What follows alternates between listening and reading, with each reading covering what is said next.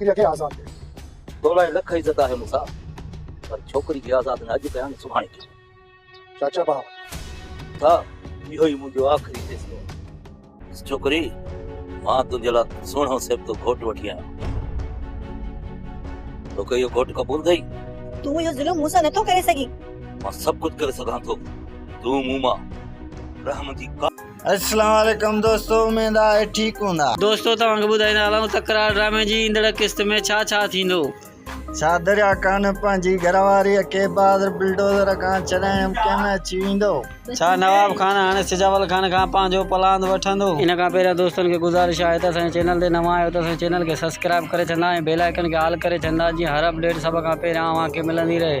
तो दोस्तों हलूं था पंहिंजी मेन टॉपिक जी तरफ़। दोस्तों तव्हां ॾिसंदो त बख़्त ऐं बहावल खान दरिया खान जी घरवारी खे अगवा करण में कामयाब थी वेंदा ऐं ॿिए तरफ़ तव्हां ॾिसंदो त मूसा पंहिंजी पूरी ज़ोर लाईंदो त जीअं हिन सभिनि जो पाण में ठाह करायां ऐं बहावल खान खे सम्झाए ऐं हुनखे मुतमिन करे सघां त नवाब खान जी शैतानगिरियूं आहिनि, हीअ असांखे पाण में वेड़ाइणु चाहे थो ऐं नवाब खान जो ॿियो कमी न आहे, हीअ असांखे पाण में वेड़ाए ऐं माराइणु चाहे थो।